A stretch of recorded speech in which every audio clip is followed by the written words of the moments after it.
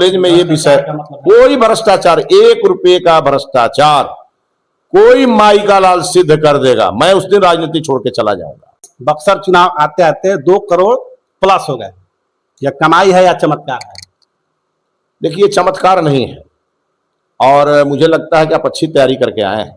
आप देख रहे हैं स्वराज सच और मैं हूं शत्रुघ्न उपाध्याय और आज मैं आया हूं गोपालगंज जिले के सबसे चर्चित चेहरे और बिहार की राजनीति में लोकप्रिय वक्ता और नेता श्री मिथिलेश तिवारी जी के पैतृक गांव, उनके आवास पर, और आज उनसे राजनीतिक सामाजिक मुद्दों पर 2-4 चर्चाएं होगी और जानेंगे कि नेताजी का हाल क्या है अभी इस चुनाव में।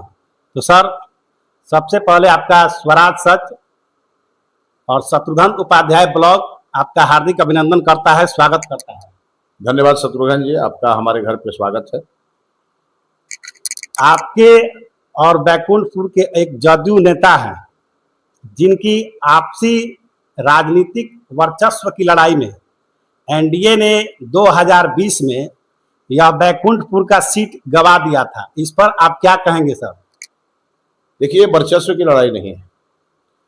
2015 में मैं तब चुनाव लड़ा जब जनता दल यूनाइटेड और आरजेडी एक साथ था। मेरी पार्टी ने मुझे उम्मीदवार बनाया, मेरा यहाँ घर है, दिन रात मैंने मेहनत किया और मैं चुनाव लड़ा। और उस समय हमारे निकटतम प्रतिद्वंदी, उस समय के सिटिंग विधायक जो आज जदयू के नेता हैं, वही थे और मैं उस समय चुनाव जीता। महागठबंधन के वो उम्मीदवार थे। वर्चस्व की लड़ाई नहीं कही जा सकती, ये राजनीतिक लड़ाई कही जा सकती। उसके बाद 2020 में जनता दल यूनाइटेड और बीजेपी साथ साथ थी, फिर मुझे बीजेपी ने अपना उम्मीदवार बनाया, मतलब मैं एनडीए का उम्मीदवार था, तो उनको नहीं लड़ना चाहिए था, लेकिन वो लड़े और उसके कारण हम हारे। तो इसमें कोई भी सवाल आपको अगर पूछना हो तो आप हमसे मत पूछिए। मैं तो अधिकृत उम्मीदवार था, मैं कोई निर्दलीय उम्मीदवार या कोई किसी के विरोध में खड़ा था नहीं। मैं नीतीश कुमार जी को ही मुख्यमंत्री बनाने के लिए मैं बीजेपी कैंडिडेट के रूप में एनडीए का घोषित प्रत्याशी था, इसलिए इसका जवाब मैं नहीं दे सकता। इसका जवाब वही देंगे जो उस समय निर्दलीय लड़ करके और एनडीए को यहाँ हराए थे। आप बैकुंठपुर से 2024 लोकसभा चुनाव में बक्सर चले गए और फिर बक्सर में चुनाव हारने के बाद आप फिर बैकुंठपुर में आ गए। आखिर यह सब कब तक चलेगा या कैसी राजनीति है? इससे किसी को परेशानी क्यों होना चाहिए? ये हमारी पार्टी के, हमने कोई सवाल नहीं उठा रहा है, कोई पब्लिक को सवाल ये नहीं है, पब्लिक तो खुश है इससे। आप एक चीज बताइए, इस जिले में द्वारिकानाथ तिवारी जी चुनाव लड़ने छपरा से आए, इस जिले में रघुनाथ झा जी चुनाव लड़ने सीवर से आए, इस जिले में पूर्णमासी राम जी चुनाव लड़ने यहाँ आए। चुनाव लड़ने के बाद ये सब लोग जीते, जिसका मैं नाम ले रहा हूं, और ये सब लोग अपने अपने घर चले गए। तब क्या कहा, नहीं कोई सवाल पूछा कि जब ये लोग आके यहाँ चुनाव जीत गए तो अपने घर क्यों चले गए? आज इन तीनों परिवार में से किसी को पेंशन भी गोपालगंज के एड्रेस पर नहीं मिलता। और मैं इस क्षेत्र का निवासी हूं, मेरा यहाँ घर है, पैतृक घर है। मैं एक पहला भाग्यशाली कार्यकर्ता हूं जिसे विश्व के सबसे लोकप्रिय नेता आदरणीय नरेंद्र मोदी जी ने मुझे बक्सर, यहां से 200 किलोमीटर दूर बक्सर जैसे संसदीय क्षेत्र में मुझे उम्मीदवार बनाया। तो इस गोपालगंज जिले का तो सम्मान बढ़ा। पहले तो बाहर से लोग आके यहाँ लड़ते थे, मैं पहला आदमी हूं कि मैं किसी दूसरे जिले में जाके एमपी का चुनाव लड़ा और बहुत ही नैरो मार्जिन से मैं चुनाव हार गया। सबको मालूम है क्यों मैं हार गया। वहां पर भी वही घटनाएं हुई जो घटनाएं यहां हुई 2020 में, और अब मैं बक्सर से चुनाव हार गया तो मैं क्या अपना जमीन जायदाद घर द्वार सारा हित परित लेकर चला गया था बक्सर। उसके बाद मैं चूंकि यहाँ 2020 में मैं यहाँ एनडीए का विधायक था, 20 में यहाँ घोषित प्रत्याशी था। अब 25 का इंतजार करिए कि यहाँ से उम्मीदवार कौन होता है। 25 में जब यहाँ उम्मीदवार घोषित होगा तो फिर मेरा रास्ता क्लियर हो जाएगा। 2025 में अगर पार्टी आपको टिकट नहीं देती है तो क्या आप फिर बक्सर जाएंगे? देखिए, मैं पूरे बिहार में घूमता हूं।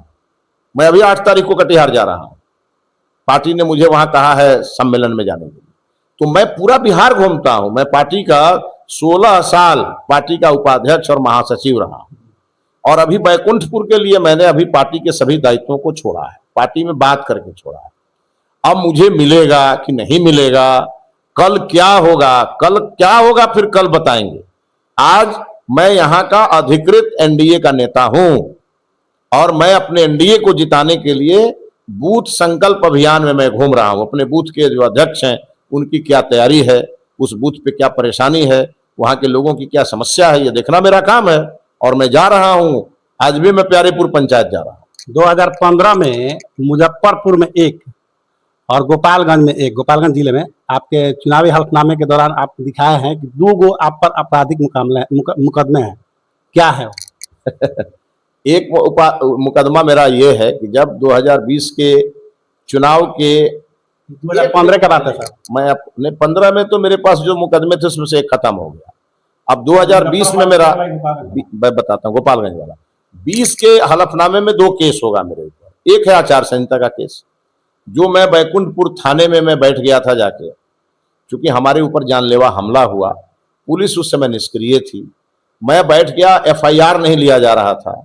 उस समय दबाव था यहाँ के उस समय के तत्कालीन डीएम का, और डीएम कौन थे सबको मालूम है, अल्पसंख्यक समाज के डीएम थे। तो मैं थाना में जाके बैठ गया कि हमारा मुकदमा दर्ज किया जाए और जो लोग इसके दोषी हैं उनको पकड़ा जाए। तो एक मुकदमा वो हो गया, और दूसरा मुकदमा है जिस जदयू के नेता की आप चर्चा कर रहे हैं, वो जब यहाँ से विधायक थे तो विधानसभा में उन्होंने प्रश्न किया। विधानसभा से वह मामला गया विजिलेंस में। विजिलेंस में उनके एक रिश्तेदार आईजी थे अशोक सिंह जी, वो बैठ के मेरे ऊपर फर्जी मुकदमा कराए। मुकदमा जब से हुआ तब से आज 2014 में वो मुकदमा हुआ, और आज 2014 से कितना दिन बीत गया, लगभग 11 साल। और 11 साल बीत गया, मुकदमा के बाद मैं बैकुंठपुर चुनाव लड़ा। यहाँ की जनता ने मुझे उस मुकदमे से बरी कर दिया, और वो मुकदमा ऐसे ही चल रहा है। हाई कोर्ट ने उस पर स्टे लगा दिया। अब जब तक मुकदमा खत्म नहीं होता तब तक तो मैं हलफनामे में लिखूंगा, लेकिन वो मामला एक कॉलेज से जुड़ा हुआ था। कॉलेज में कोई गबन हुआ नहीं, केवल कॉलेज में ये विषय, कोई भ्रष्टाचार, 1 रुपये का भ्रष्टाचार कोई माई का लाल सिद्ध कर देगा, मैं उस दिन राजनीति छोड़ के चला जाऊंगा। और अब क्या, अब तो विजिलेंस पूरा अपना वहां एक्सरसाइज करके बैठा हुआ है। हाई कोर्ट पूछ रहा है कि बताइए इनके ऊपर क्या आरोप है, तो विजिलेंस के पास जवाबे नहीं है। तो चूंकि सरकार हमारी है, इसलिए हम सरकार पे अभी नहीं बोलेंगे। एक न एक दिन आएगा जब वह केस हाई कोर्ट से क्वैश हो जाएगा, फिर मैं पूछूंगा उन लोगों से जिन लोगों ने मेरे ऊपर एक फर्जी मुकदमा कराया था। तो चूंकि ये 2 मुकदमे हैं, मैं न कहीं चोरी करता हूं, न डकैती करता हूं, न चरित्रहीन हूं, न शराब पीता हूं, ये सब मेरे अंदर है नहीं। मैं एक राष्ट्रवादी कार्यकर्ता हूं। मैं अपने पार्टी का 35 साल पुराना, अब तो 36वां साल में मैं हूं, पार्टी का कार्यकर्ता हूं। एक गरीब घर में जन्म लिया। अपने पिता के नाम पे मैं कोई राजनीति नहीं करता। हमारे पिताजी एक सेंट्रल पीडब्ल्यूडी में नौकरी करते थे। मैं 3 भाई हूं। मेरे 2 भाई मेरे बिहाफ में ठेकेदारी नहीं करते, बाकी सब नेताओं के भाई ठेकेदारी यहाँ करते हैं। मेरे 2 भाई हैं, चुनाव में 10 दिन आते हैं, लोगों को हाथ जोड़ते हैं और फिर चले जाते हैं, चूंकि वो अपने ही बहुत बड़ा बिजनेस और नौकरी करते हैं, तो इसकी जरूरत ही नहीं है हमको। बिहार लेवल के आप बहुत ही चर्चित नेता हैं, हम लोगों ने आपको बचपन से देखा है। एक वाकया मैं आपको बता रहा हूँ, 2014 के लोकसभा चुनाव में मैंने आपको एक 13वां जो तिलंगई मैदान था, उसमें आपको एक शायरी बोलते हुए मैंने सुना था। वो शायरी आपका बहुत चर्चित है, थोड़ा लाइन में उसका भूल गया हूँ। मैं चाहूंगा कि आप हमारे ऑडियंस को या आप अपने समर्थकों को वो एक जोशीला शायरी सुनाए बाबा। 14 में चूंकि जनक राम जी चुनाव लड़ रहे थे, तो जनक राम जी हमारे एनडीए के प्रत्याशी थे। उस मंच पे, हाँ, उस मंच पे अपने स्वर्गीय काली प्रसाद पांडे जी भी उनके पक्ष में प्रचार कर रहे थे, मैं भी था। और उस समय अब मैंने क्या शायरी बोला उतना याद हमको नहीं। बोल दीजिए हमारे। नहीं, देखिए, मेरा 15 में नारा था कि जातिवाद बीमारी है, दवा मिथिलेश तिवारी। क्योंकि बैकुंठपुर जातिवाद से जल रहा था, यहाँ ठाकुर और यादवों की लड़ाई चलती थी, और मैंने नारा दिया कि ठाकुर और यादव एक साथ मिलकर अपनी बदहाली से लड़ें, अपनी खुशहाली के लिए लड़ें, एक दूसरे से नहीं लड़ें। ये कौन सा गुनाह है भाई? तो मैंने नारा दिया, तो यहाँ के लोगों ने मेरे नारे को स्वीकार किया और उसके बाद मुझे जिताया। 2015 के चुनावी हलफनामे में आपकी कुल संपत्ति चल और अचल 66 लाख रुपए प्लस आपने दिखाई थी, और 2020 में लगभग 1,70,00,000 रुपए हो गए, और 2024 बक्सर चुनाव आते आते 2 करोड़ प्लस हो गए। यह कमाई है या चमत्कार है? देखिए, चमत्कार नहीं है, और मुझे लगता है कि आप अच्छी तैयारी करके आए हैं। तो आप मेरे परिवार की पृष्ठभूमि को जान लीजिए। मेरे घर में एक साइकिल भी नहीं थी, और आज हम 5 भाई बहन हैं, पांचों के पास 4 व्हीलर गाड़ियां हैं। अब पांचों के अपने अपने घर हैं बिहार से बाहर, जो जहां रहता है वहीं घर खरीद करके और कमा रहे। सब हम लोगों ने, अपने माता पिता ने हम लोगों को पढ़ाया, और जो नहीं जानते हैं वो जान लें कि आज तो मेरे पास केवल एक गाड़ी है, ये अपने स्कॉर्पियो एन। मैं जिस स्तर का व्यक्ति हूं, मेरे पास भी फॉर्च्यूनर होना चाहिए था, लेकिन मेरे पास नहीं है। अब मेरी जो संपत्ति है, आप देखे होंगे, उसमें पटना में मेरा 2 फ्लैट है।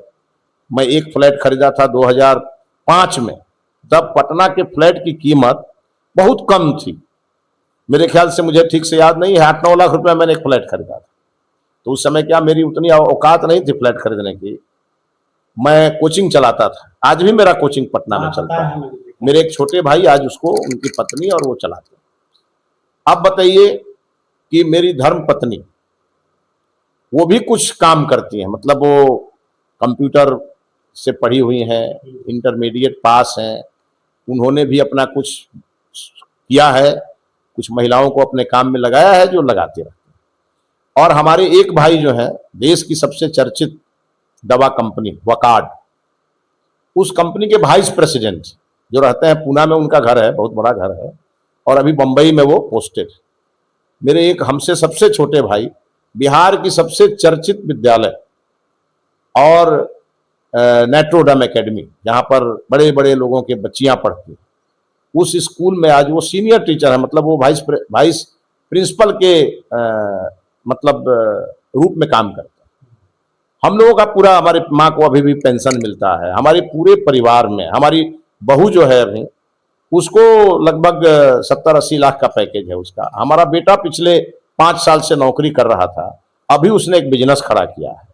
तो ये कौन सा 5 साल में किसी की आमदनी बढ़ेगी, नहीं तो घटेगी। वो आप अपना चुनावी हलफनामे में डाले थे ना, आपके बारे में। अरे भाई, तो हमारा पूरा परिवार का है ना। परिवार का हमारा भाई अगर हमको पैसा दे देगा कि हमको फ्लैट खरीदना था पटना में, गाड़ी खरीदनी थी, हम अपने भाई से पैसा लिए, तो क्या अपने भाई से पैसा लेना गुनाह है? तो हमारा तो इनकम टैक्स का पूरा स्टेटमेंट इनकम टैक्स के पास है, जिसको परेशानी हो जाके निकाले और निकाल के जांच करा दे।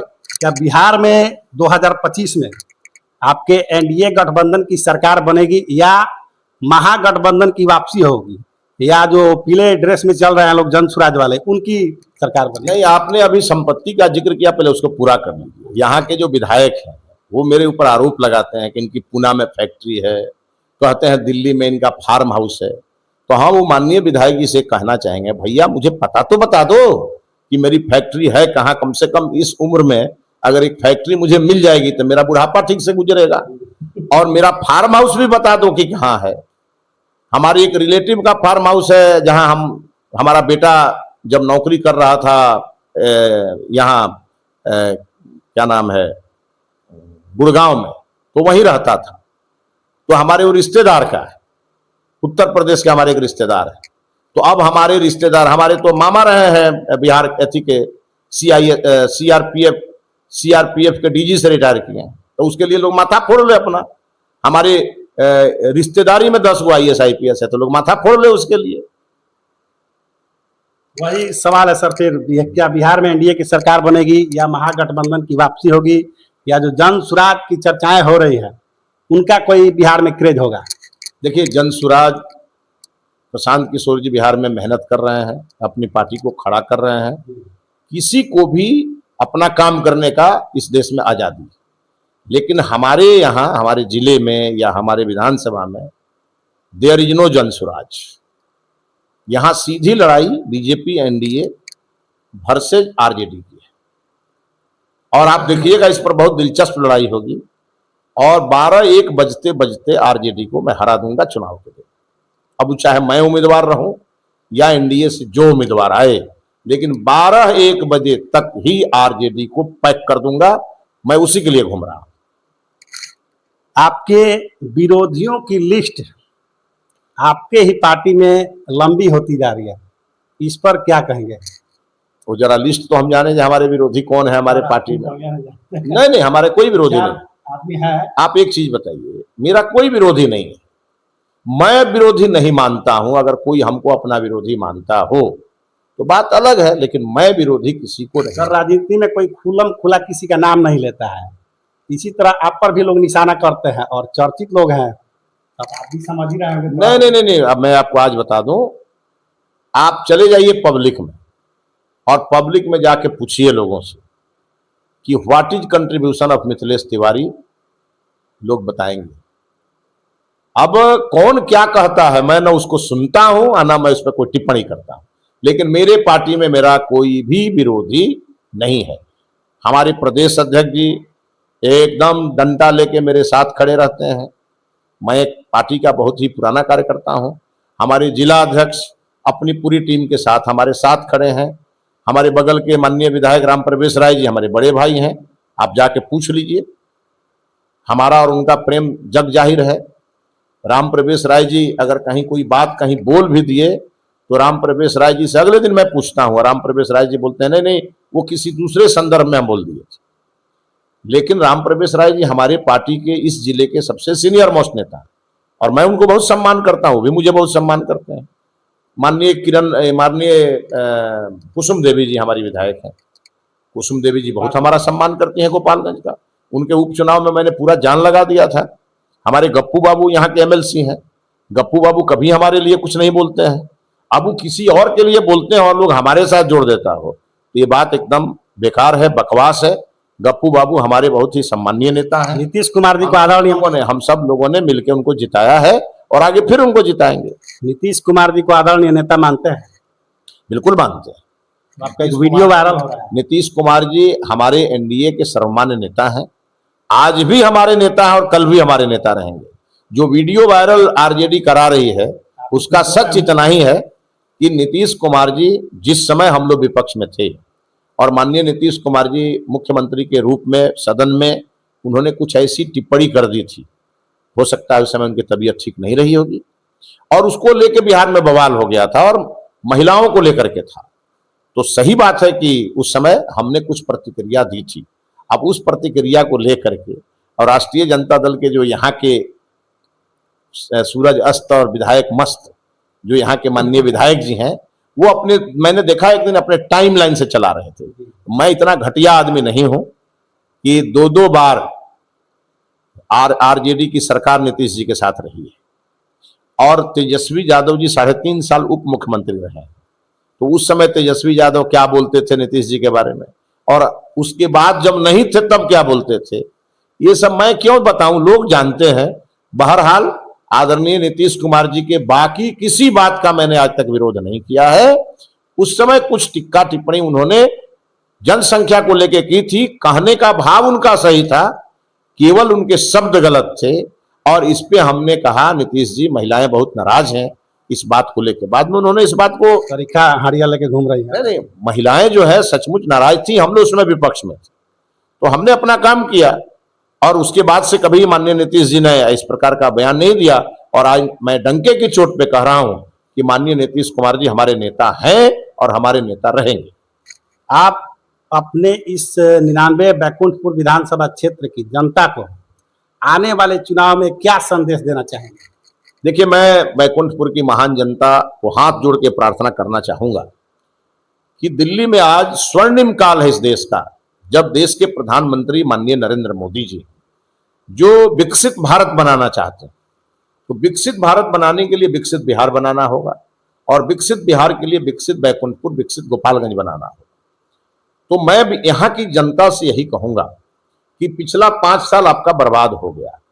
जब बिहार में एनडीए की सरकार और दिल्ली में एनडीए की सरकार, तो यहाँ विधायक एनडीए का होना चाहिए था और यहाँ की जनता ने गलत निर्णय ले लिया, चाहे जिस कारण हुआ हो।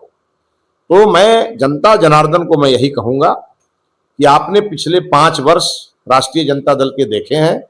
यहाँ के विधायक किसी भी बैकुंठपुर के उन्नति और प्रगति के लिए भारत सरकार के किसी मंत्री से नहीं मिले, बिहार सरकार के किसी मंत्री से जाकर के उन्होंने यहाँ के लिए कुछ मांगा नहीं।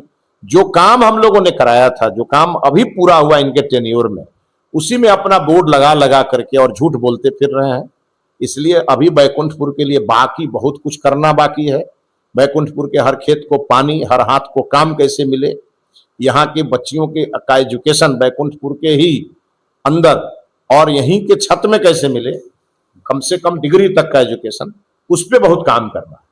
तो इसको करने के लिए दिल्ली में एनडीए की सरकार, पटना में एनडीए की सरकार और बैकुंठपुर में भी एनडीए का विधायक होगा, तभी ये संभव है। इसलिए आप एनडीए को चुने और महागठबंधन को ठुकराएं और बैकुंठपुर को आगे बढ़ाएं।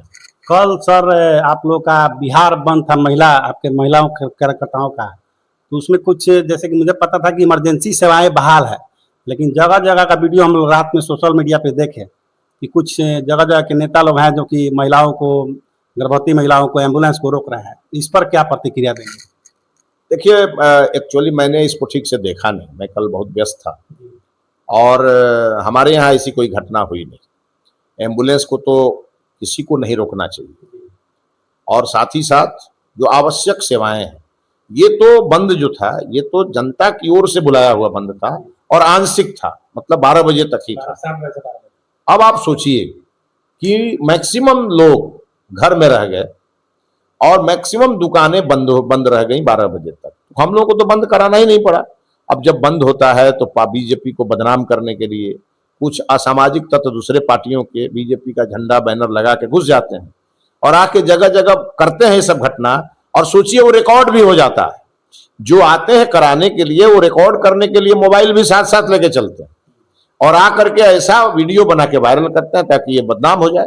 बहरहाल हमारे बीजेपी का कोई भी जिम्मेवार कार्यकर्ता ये काम नहीं कर सकता।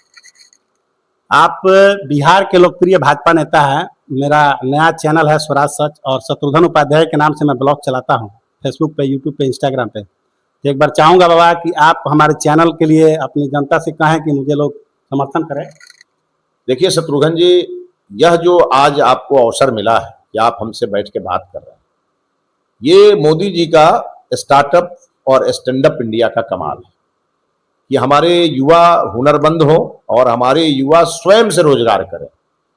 तो इसमें आपको दो फायदे हैं। एक तो आपके चेहरे को भी पॉपुलर करेगा ये चैनल, और साथ में जो जनता की आवाज बड़े बड़े चैनल नहीं पहुंचा पाते हैं जनता के बीच, वो आप पहुंचाने का काम कर रहे हैं। आप माइक्रो लेवल से यह बात जनता के सामने ला रहे हैं। तो पहले तो मैं आपको बहुत शुभकामना दूंगा, आपके ब्लॉग के लिए भी और आपके स्वराज सच पोस्ट के लिए भी। लेकिन मैं ये जरूर जनता से अपील करूंगा कि लोकतंत्र का सबसे मजबूत स्तंभ मीडिया है। आप मीडिया के माध्यम से सच पहुंचाएं, अफवाह नहीं, सच पहुंचाएं, लोकतंत्र की आत्मा को जगा के रखें, सही निर्णय लें, सही व्यक्ति को पहचानें, तो स्वराज सच भी हिट होगा और उपाध्याय जी का ब्लॉग भी सर्वाधिक देखा जाएगा। आप देख रहे थे स्वराज सच, और हमारे साथ थे बिहार लेवल के और राष्ट्रीय लेवल के लोकप्रिय नेता और चर्चित चेहरे श्री मिथिलेश तिवारी जी। तो ऐसे ही पॉडकास्ट और वीडियो के लिए आप मेरे साथ जुड़े रहिए और देखते रहिए निष्पक्ष खबरों के लिए स्वराज सच।